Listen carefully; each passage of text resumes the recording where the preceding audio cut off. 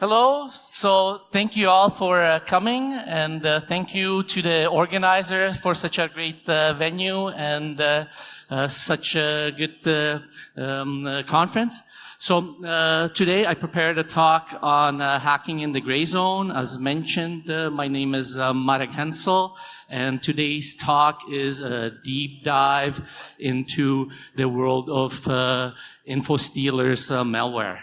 Now, if I say info stealers, can you please raise your hand if you know the software and you've already did some research and know the vulnerabilities? So I see maybe 10%, yeah?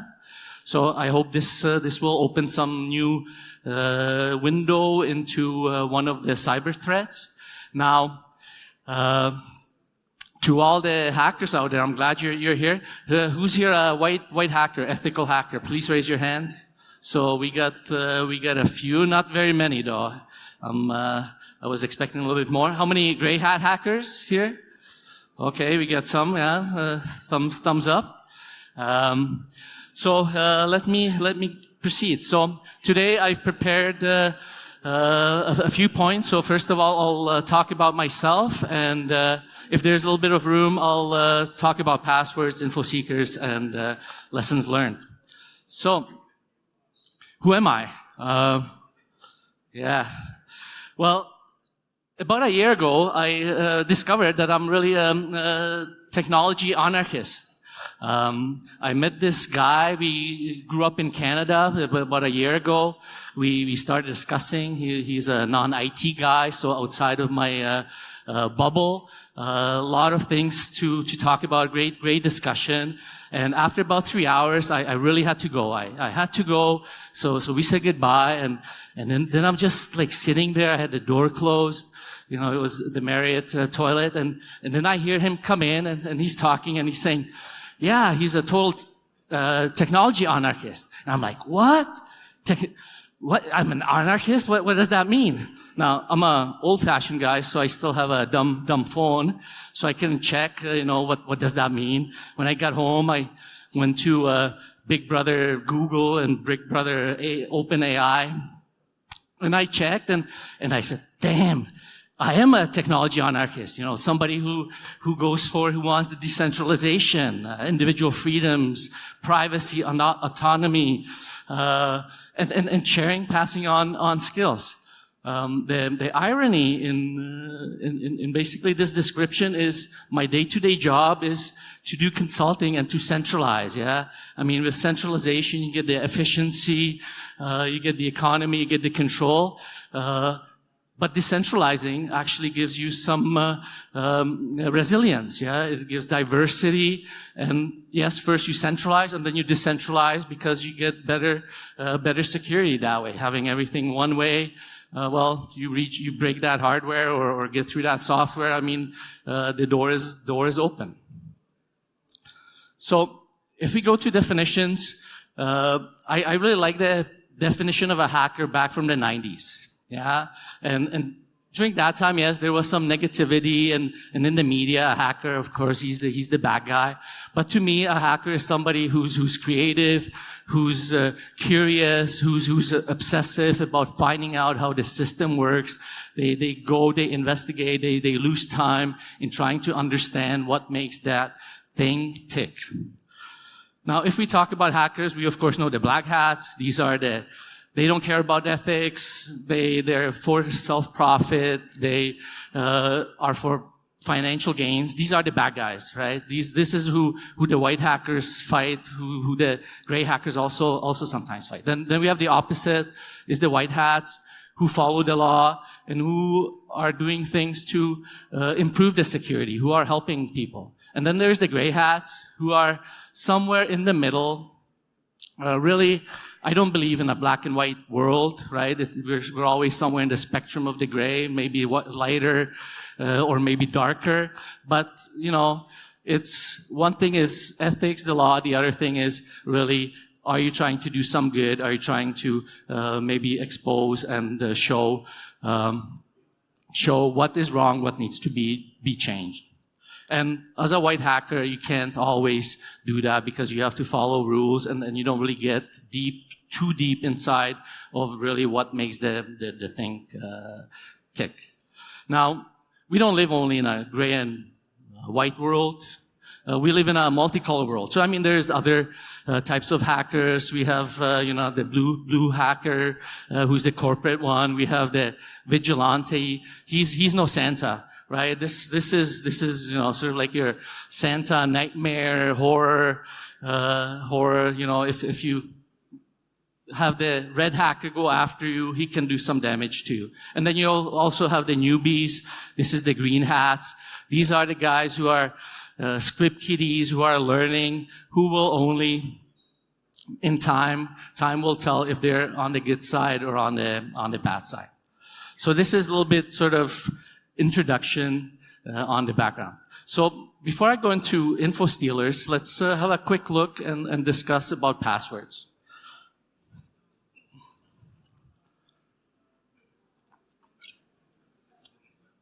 Now, a few years ago, I used to go into the educational system, into schools, and start helping them with their cybersecurity. First, I started focusing on hardware and securing the firewall. But later on, I discovered that the biggest impact is in educating and in spreading the awareness about the cyber world. And one of the things I put together was a little interactive test where I had a survey and where we discussed passwords. 10 years back, I was really thinking about password and,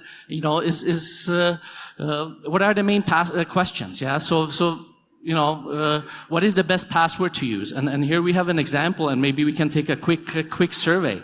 Yeah. Out of these 3 passwords, if you have Škola with an @ sign, is that better than Škola with an S, sh, or is miluju školu? What is the best password? So who says number A is probably the best password? Please raise your hand. Nobody. Number B. Who would say B is okay? We got some hands. Thank you. And number C. Who's number C? Okay. Yeah. We got the special symbol. We have the longest word. To guess the password takes a lot more. I don't like Škola because you don't necessarily always are at a device with diacritics, right? So you don't have necessarily the special characters. But really, after getting to know info stealers, I start to ask myself the questions: are passwords still relevant? Is a strong password something that we should be going for? Is the advice have a 16-letter character password? Is that the right thing? I think not. From my perspective, a 4-letter character password is good enough. If you have small letters, big letters, numbers, you have 62 characters. 62 times 62 times 62 times 62 is about 15 million different variations. I mean, that's a pretty strong password. And these tests, you can hack a password in 2 hours if it's only 6 characters, and it takes you a day if it's 7 characters. I think that's sort of nonsense because this is not real environment, right? This is, if you have a real environment, you have the network delay after 3 tries, you get cut off. So I mean, this is sort of misleading. So anyway, I have this background in passwords. I had my opinions on what is good, how frequently it changes, so on and so forth. But I think this all has changed after I got to know a little bit more about info stealers. So let's go and talk a little bit about what info stealers is.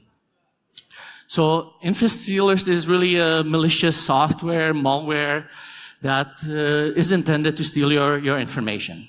It takes your passwords, your usernames, it takes your cookies, sessions. What it's really after is to get your financials. So it wants your credit cards, it wants your cryptocurrency wallets. That's what it's after. Getting your passwords or cookies, that's an extra step to get to the finances that they're after. But info stealers, they have other information that they take. They, for example, take a fingerprint of your browser. So when somebody knows your credentials, they also impersonate your browser. This way, they can trick the telemetry that you are the user who logged in there, last week, month before. So they also look at and they look at the processes that run on your computer. So when they break into your computer, they know what antivirus you're running. So they know what are the weaknesses of the malware. But what is, to me, I guess the scariest part of info stealers is that the data that is stolen is sold on illicit markets and it's spread around.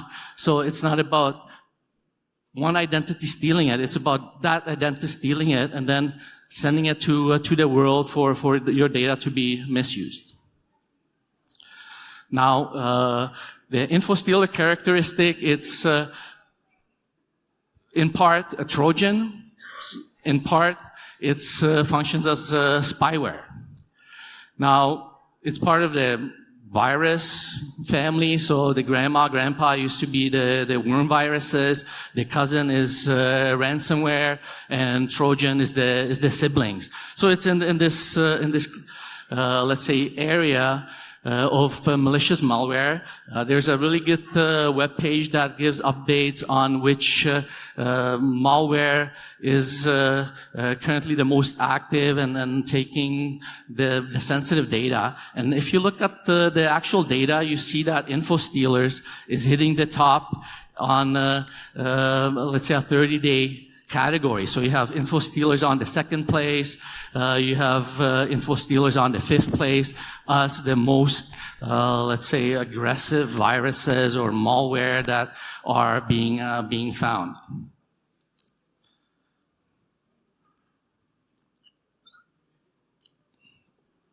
Now, what gets me is that info stealer has come to a maturity, such maturity that now it's being offered as malware as a service.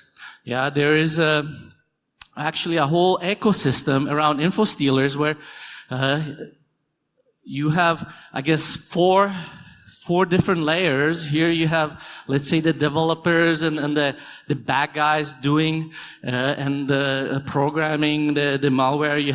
You have basically the whole system of the virus and then selling and getting the logs. You have, let's say, actors who are focused on spreading and getting other computers infected, and unfortunately, of course, have the victims who then have to suffer the consequences of their data being stolen, of having a breach, of having the secondary consequences of being attacked. The part is, I mean, it fulfills the marketplace criteria because there's innovation, continuous innovation in the software. There's special service providers. There's for deployment, access brokers. You have special services to parse the data, to do something with the data, and you have customers. Yeah, and you actually even have some more or less benchmark pricing for different types of information. So for a credit card with a PIN, a clone, you pay maybe $25 to get a monthly subscription. You can purchase a monthly subscription. To info stealers, you maybe pay $200 to actually have use of that malware. So the ecosystem even has, let's say, market shares. Here we see how the different info stealer malware, what market share they have. All the dark ones. This is a must service. Only, I guess, 2 of them are owned by specific threat actors that do not resell it. And to me, what gets me is that, for example, Lumina 2C, it's the leader because of its rapid innovation. I love the description in the cyber threat analysis by Recorded Future, where they actually describe the reasons why Lumina C2 is the leader. Yes. On one hand, they're very innovative. On the other hand, their competition got taken down, so they jumped up. Yeah. So, yeah. what is the market share? Oh, picture shrunk down, doesn't matter. So what are the infection routes? So typically, as you would expect, you of course have leading phishing and SMS email campaigns to have you click.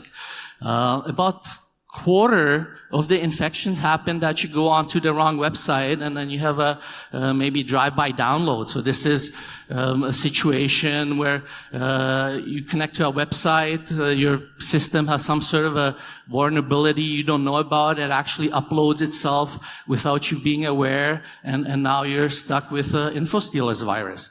A little bit less is actually some fake software. You download something that's cracked and or something that is of unknown source. So that's underneath. But what scares me is actually the browser extensions, yeah, because this is sort of platform operating system independent. This is really going to your browser, grabbing all your passwords and cookies, which is at about 10 to 15%. And I think this is going to go a lot more up. Where we will see the trend in the next years is really the mobile apps. Yeah, right now it's still very much under the control of the different Play, Google Plays, and Apple Play, so on and so forth. Yeah, I think that one will go definitely up. Another part of info stealers is actually the deployment infrastructure. So here on the right, we have, or left to your side, we have the targets. They communicate, once they get infected, they communicate with some command or control server. There's typically a bunch of control servers working beside each other, so you don't have, let's say, only one takedown exposure. And this is actually an example from for a virus Predator, where Predator, the way it's set up is all these, let's say, control servers then go into one upstream, let's say, consolidating server. So you already have a little bit of distance from the victim to the black hat. And but to go further, they actually use a jump server to give more distance from the actual infection. And then they have another, let's say, jump to actually where they control and collect the data. Yeah? So the infrastructure, in some cases, has grown so that it is very complex and sophisticated to actually get to the threat actor. Now, if we look at the infections from operating system perspective, then we are looking at about 60% for Windows. This makes sense. You have the biggest user base for Windows, so why develop a virus when nobody is using that specific software? Windows is, of course, number one target.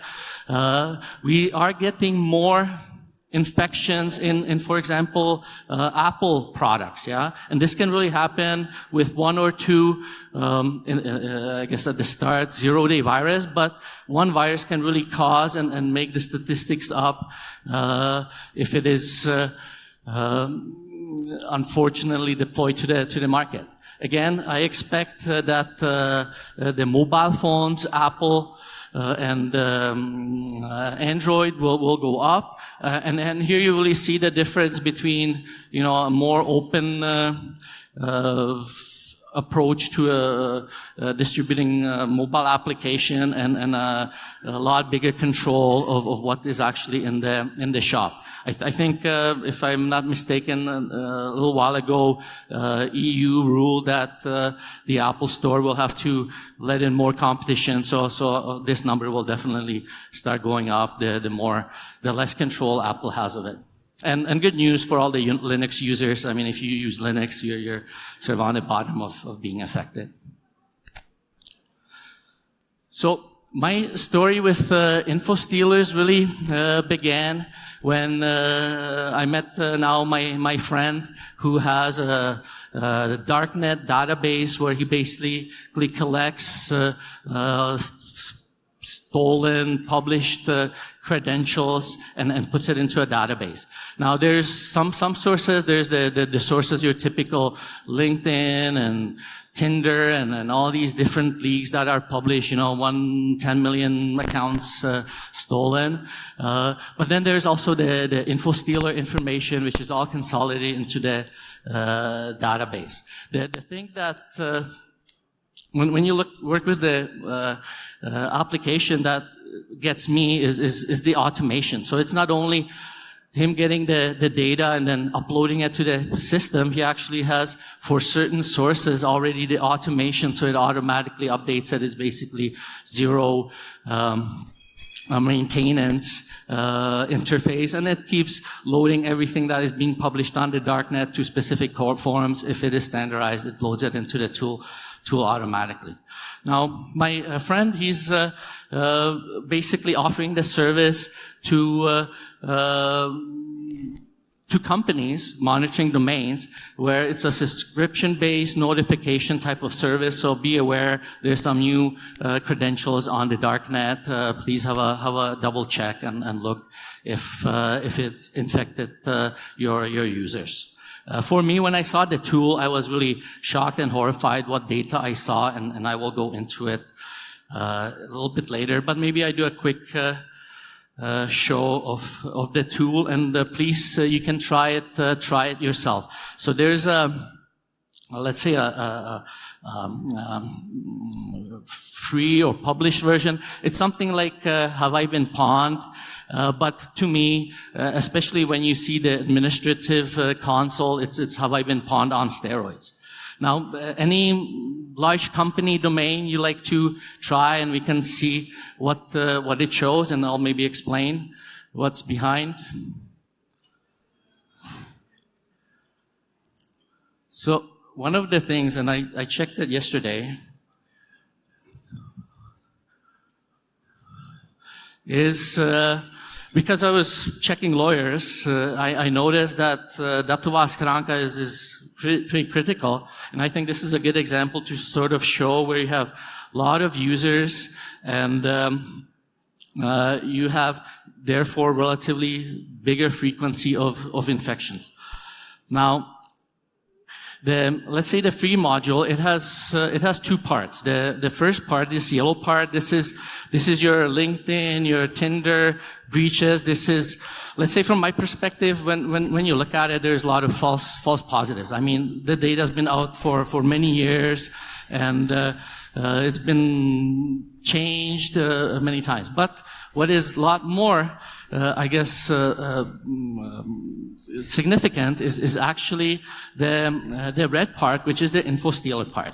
It has three parts. One is if an employee has been affected, which is this part, and because datová schránka, I expect that it's not a real email. I can't really see anybody typing, Hencl moje datová schránka. That's pretty long. The domains is pretty longer, so we don't have anything here. Then we have the users. So this is when you have some email connecting up to the moje schránka domain. And here we actually see that in the last day we have about, what is it, 54? Yeah, we have 54 leaks. So that means about 2 leaks of datová schránka happen every day. And here you have an excerpt what it looks like. So you see some cookies, you see that you have the username, and then you have the password.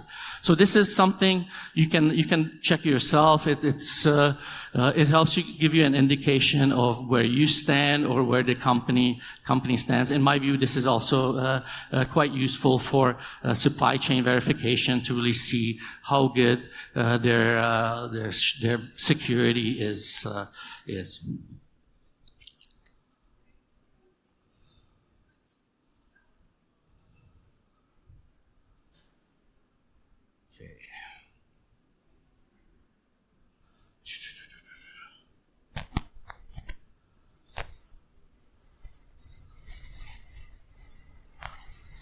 So, Česká advokátní komora database, yeah?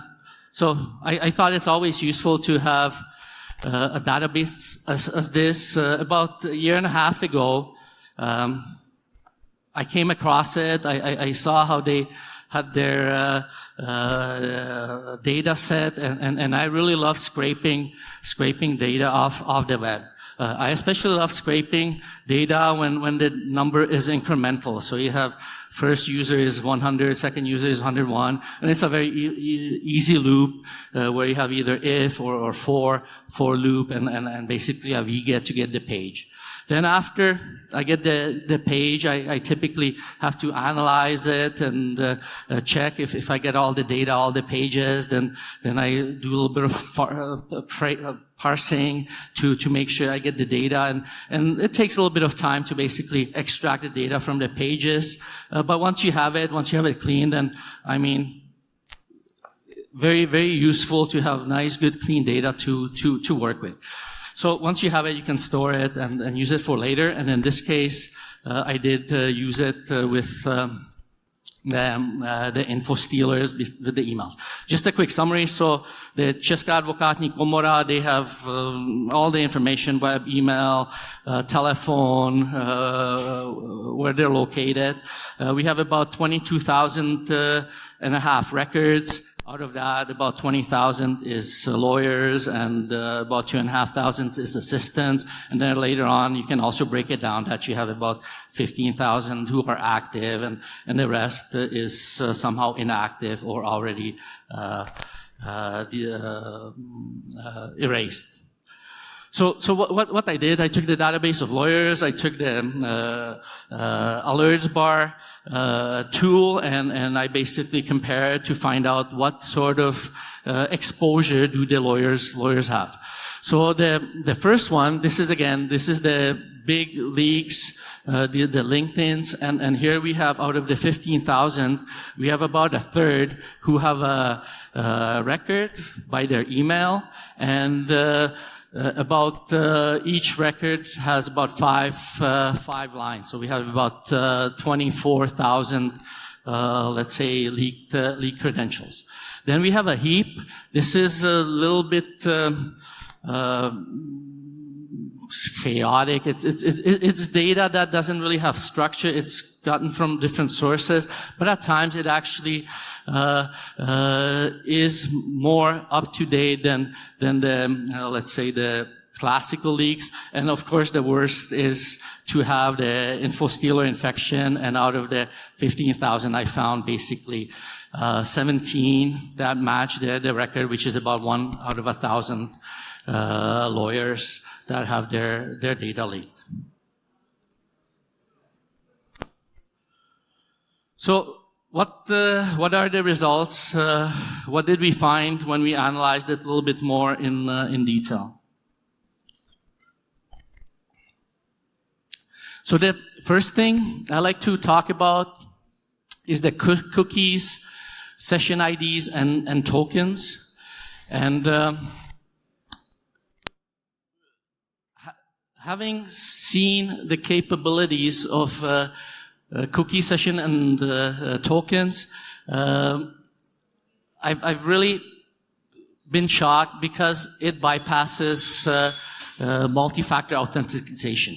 So normally you have the password, and then sometimes you have to authenticate. But if you actually take the cookies and session IDs, then you can skip the authentication and basically log in to the last status of that user because they didn't log on because maybe the cookie is activated for a month.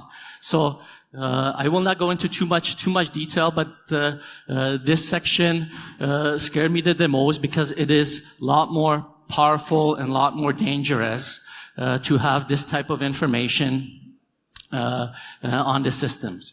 On multi-factor authentication, I like to say one thing is it works. So do use it. It does have an effect, and it also provides let's say a warning system to the victim, because if you have multi-factor authentication, suddenly you get some sort of a message. Oh, what is the code? That should be a warning. Hey, maybe they got my password to this application, to my banking or whatever, but they probably maybe get information elsewhere. Why else would I be getting code? So I think multi-factor authentication, definitely recommend it.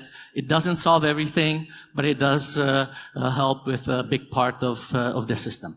One thing to mention is if you look at the data here, we have one leaked password from LinkedIn. I think it's 12 from the actual info stealers, but we have almost 8,000 cookies. Yeah, and you can definitely find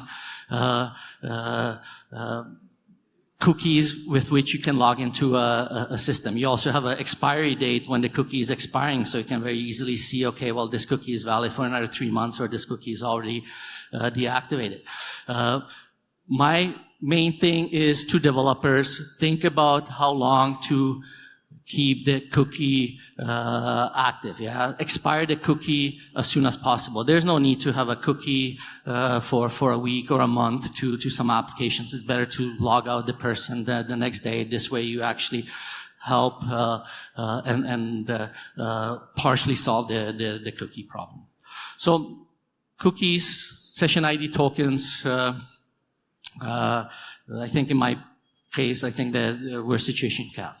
Let's have a look at the actual username and password. So we had the 12 logins in InfoStealers.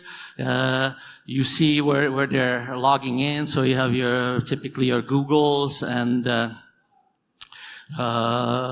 your Netflix, wherever.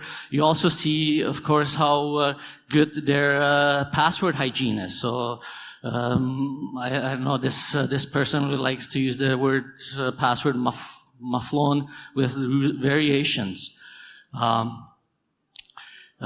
can actually drill down. So this is what was found as far as the login for the lawyer, but you can drill down into the actual device that has been infected and get more information about the user. So if you drill down for the specific user, you suddenly see that they have 90 credentials that were taken. You see still the similar type of password. And here, for example, I just sorted. You can filter and sort it. How many datová schránkas they have. And this user, for example, has 5 datová schránka, and if I look at the password, it more or less looks like most of the datová schránka is controlled by one person because of the one password. You also have the IP address where the device was when the information was taken away. So you get a lot of data. You can make a pretty good picture about the subject that their credentials have been stolen. Then, if we look, we have another example. Again, datová schránka. In this case, there was only 48 leaks found, but 12 of them were actually datová schránka. That's 25% of those leaks. Here you see they have different logins, so probably different person. But if you're a lawyer, I mean, what does a lawyer do? From my perspective, I mean, the lawyer, he has to make sure he gets proof of delivery. He can efficiently deliver the letters or take the letters over. And datová schránka should provide basic security of your documents. Yeah, to me, datová schránka is a lot better than email, which is more under control. But not if you have your passwords leaked, and not if you don't have two-factor authentication. Yeah, and to a lawyer, what can happen if you have somebody access datová schránka, right? You can be impersonated, you can forge documents, data can be leaked that you don't want to leak, and in the end, it's going to be a reputational problem at minimum.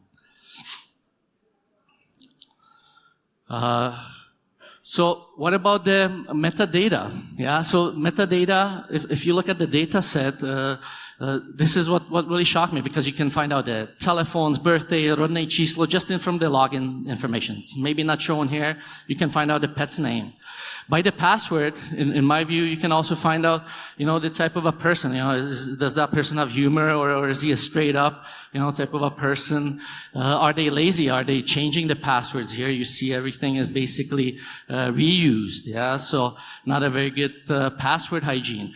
And you also get inside information for some corporations. You actually see some of the network behind the firewalls, what they're trying to log into, the LAN, yeah, the addresses.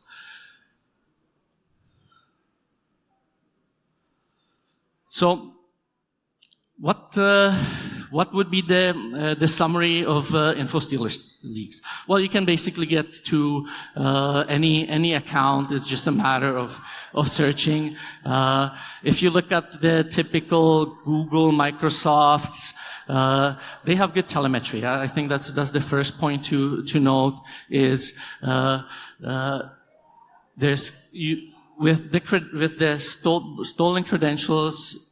Sometimes you can log in, but they basically catch you on the telemetry. Seznam, from my view, if you look at it, I think the telemetry is very poor. And then you of course can be hacked by having your LinkedIn account stolen, or maybe you have somebody get into your registrar and mess around with your domain. Yeah, all bad threats, bad situations. Of course, there's the financial part. So you get login informations to PayPal's, banks.